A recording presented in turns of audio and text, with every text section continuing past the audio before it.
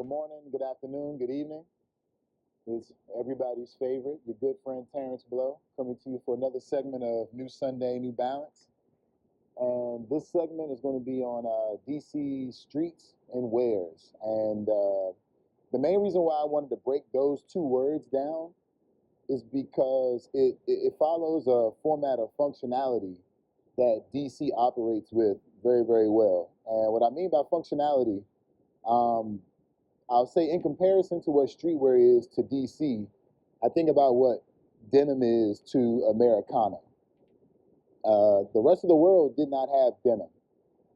The U.S. is denim is a byproduct of the United States of America, and it was a functional material that was used for gentlemen who worked in fields that required them to have very durable, functional uniforms. So going forward, now we have denim all over the world. We have Japanese denim, we have denim coming from cotton mills in South Africa, and denim is one of those things in culture that, in streetwear or in style rather, that we're never going to be able to walk away from. It's a very intricate and important part. But we understand the origin of denim, and I wanted to make sure that I explain the origin of streetwear and how a lot of other places give streetwear's origin by being from the West Coast when it comes to the skate culture and bike culture and the neighborhood culture. But then there is another element of streetwear where actually the drug dealers are responsible.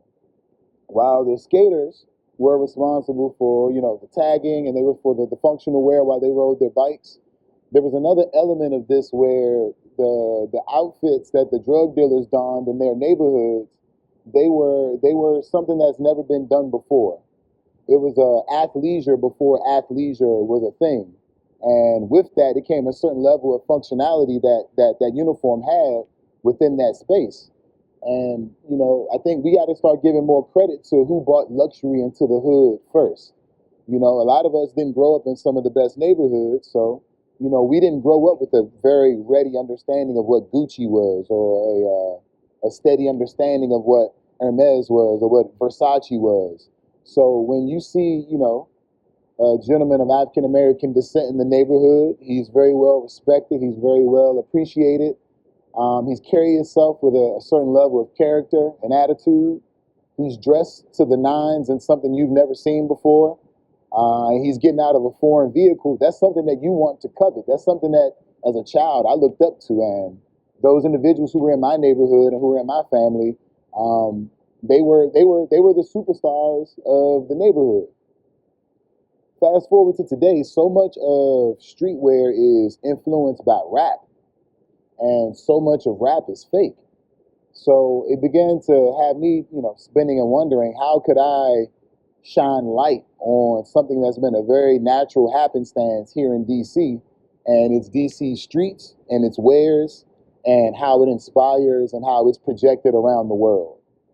One thing about DC is DC also has all of the streets.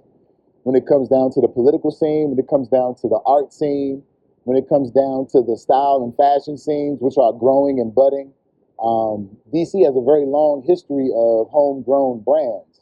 And a lot of those homegrown brands started with sweatsuits and sweatpants. And I was talking to a friend earlier, and they asked me, why do you think DC has such an infatuation with sweatsuits and sweatpants? Unlike a lot of other areas, DC never really had a big gang problem. A lot of people who were affiliated with other people within the quadrant of the city of which they lived. So that affiliation, you think about Northeast, Northwest, Southeast, Southwest, each quadrant of the city already had its own uniforms, they had its own people that was creating the wear that was the sign of the times. You had brands like Sabiato, you had Squash All Beefs, you had Hobo, you had Madness, and it was a very present and prevalent thing here, but we never had any industry oversight on how to build it, how to develop it, how to cultivate, and how to distribute it to the world. And that track wear culture, that streetwear culture originated from the streets because a lot of the drug dealers enjoyed wearing comfortable uniforms while they were at work. And some of those uniforms were matching tops and bottoms, be it Old Navy, be it Gucci, but the matching sweatsuit was something that's very indicative of DC. And if you think about it, even in rap and street culture, when people talk about the track stars, when you're out on the track, that's what you're doing. You running, you dipping and diving. You got to be flexible. You got to be able to move at the drop of a dime. And I think the uniform represented that. fast forward to today, Hermes has a matching gray sweatsuit. So when it was ours from the space that we developed it from the streets and from poverty and scarcity, when we wanted a taste of what luxury was, we took something that maybe wasn't luxury, we added luxury elements to it, and we donned it on our streets, and those were our wares. So that was my deductive reasoning for why I broke it down that way. I didn't want to start like a contentious argument about where streetwear originated or who did it, but I just like to think about how systematically how culture is evolved and is only involved in two spaces. Culture is evolved from immense means or immense scarcity. By immense means, you have the ability to experiment. You have the ability to delve into the couture realm of fashion and add some of those elements to what you do on a day-to-day basis. And I think that is the overall essence of what streetwear is. It's not so much inspired by what you do with the uniform that you have on, is more so what you take from the inspiration of the elements that you're surrounded by. When you take those super high couture elements and you add them in with some of those urban elements, that is what streetwear is in my personal definition. But it started off very, very black. And there's a certain amount of whitewashing that had to take place before it became pop culture. And it started off as urban wear. And urban wear was very indicative of black. Then urban wear kind of transitioned into streetwear, and streetwear began to adopt it from the more of the punk space. That's when Supreme and brands like Fuck began to reach their prominence because of the skate culture beginning to expand worldwide. And fast forward, now you have streetwear being the new luxury because you have a streetwear designer heading one of the most prominent luxury houses that one could probably head, which is Louis Vuitton. So in the space where these two worlds, where streetwear is now becoming luxury, I still think streetwear can only be evolved from the streets, where the immense means are either immense means or extreme poverty, because that's where the creativity comes in. When streetwear is now on this platform of luxury, it kind of takes some of the je ne sais quoi out of it. It takes some of the gumption out of it, and it just becomes something that you can buy.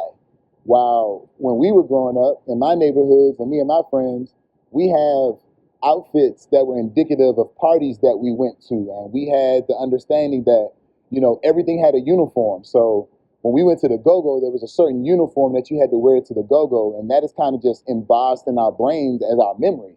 And those memories are more valuable than being able to recreate that just because you have the means to recreate it. And that's something that's happening a lot right now. There's no new energy being put into the streetwear space.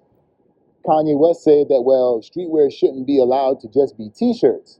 And he didn't have the means to do more than just t-shirts. And I call bullshit, because I've seen what Chris Cardi has been able to do without Kanye West's money. If you really want to get it done, you'll work the hours to get it done.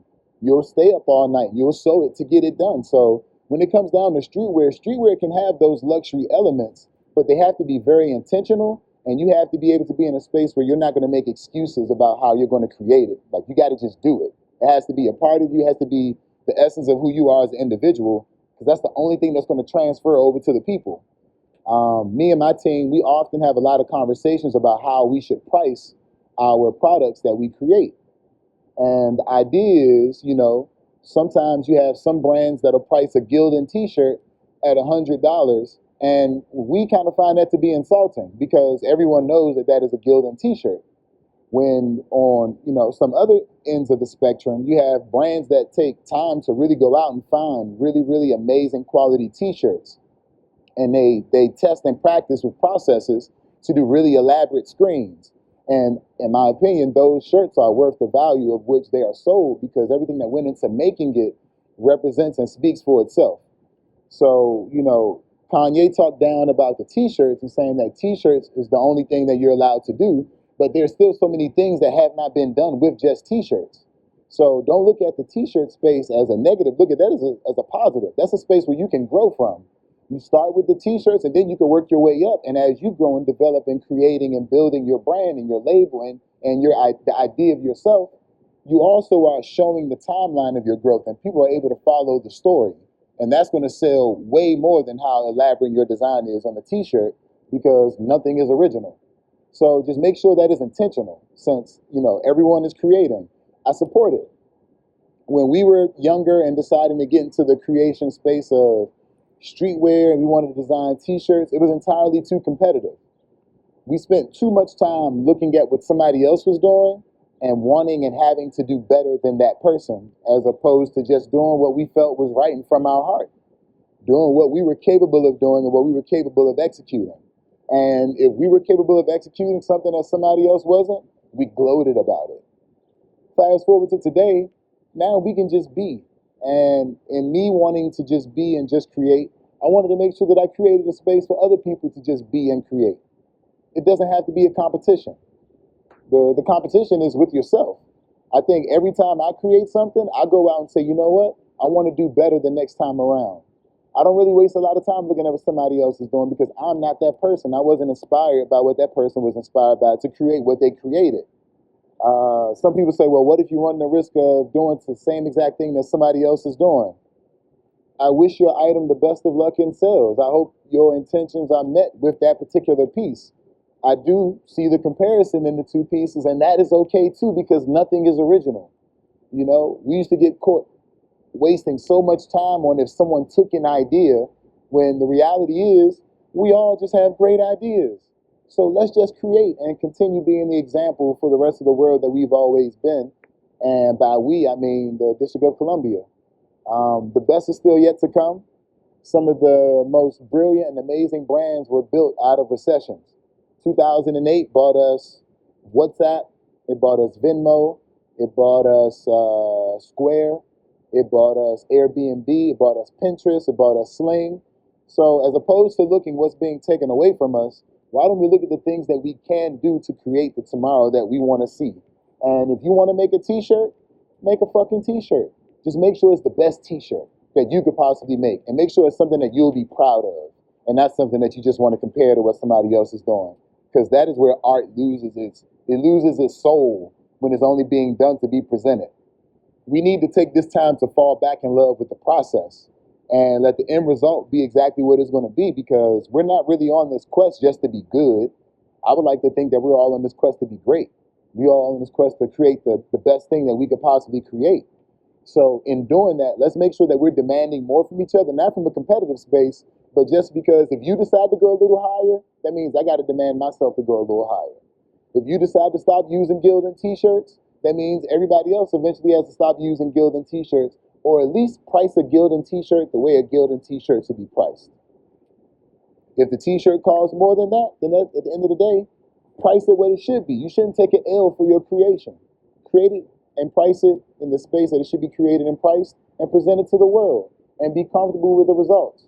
If it doesn't sell, so what? Go back to the lab and do something else. The competition has to end. The only way we can evolve and take this thing to the next level, Virgil was at the top of the game. He said streetwear is dead. So what if you're still in the streets? What if you still are being inspired every day by your neighborhood? You're still being inspired by the things you see when you're on your bike, on your skateboard, on your rollerblades, and you have someone telling me that, yeah, that's dead now. No, let him and let it die for him and what he's doing, because now it's luxury in his space. The only way that this is going to grow is from us down here in the gutters, down here in the cracks and the crevices. We find the diamonds, we polish them off, we shape them up, and we sell them. But this time around, let's keep some of the recipes for ourselves. Let's not give away too much of the sauce, because we see our embossed, our imprint on everything that's popular in culture right now. No matter who they are in pop culture, they have somebody from DC within their corner or within their circle. So since we're the space, we're the incubator with the influences of every country in the world, because we have all of the embassies here, every agency, every group, every brand has some type of representation here. And we just have a very transient audience, and we're a very transient community. And that gives us a space to communicate overwhelmingly with a very large group of people. So let's make sure that we're doing all the things that we need to do on our end, So then we do start presenting our products to the other markets and we do start presenting our products to other spaces for collaboration, we're able to represent DC in very high regard and look like we know what we're doing, and we come to the table to play like adults, not just like we're figuring it out and it's aggressive ignorance. Aggressive ignorance is one of my favorite sayings because it takes it back to that childhood game with the triangle, the square, and the circle. With the square, you can fit the square inside the circle if you force it, but that doesn't mean it's supposed to be there. That's like textbook aggressive ignorance. So let's start doing it from the ground up the right way. If you have a brand, you should have a tax ID number. If you are selling, you should be taking receipts. If you're moving your merchandise, you should start documenting all of those things. So when pandemics like this happen, you can actually apply for protection and insurances to make sure that you can keep your brand afloat during these turbulent times. They found $5 trillion to help sustain the consumers and businesses and so on and so forth. So why not be able to get a part of that 5 trillion and keep on innovating and building on your brand? You can't do it if you haven't done the necessary processes to build and create. So I know a lot of people were wondering like what I was going to say in this, and I have one last thing on my way out. And a lot of rappers wanted to be drug dealers, but unfortunately they couldn't. So they want to talk about something that they weren't and something that they did not do. Going forward, let's just keep it 100 and talk about what we're doing and let that be the new gangster. If you like to write books, write them books hard as a motherfucker. If you like to sing, sing hard. You carry a gun to the studio and sing your ass off. But at the end of the day, all of that gangster shit is fake. And we got to stop perpetuating and making it seem like that is what we are, because it's not. And our best is still yet to come. I love you. Peace. And everybody keep their head up. Stay home, stay safe.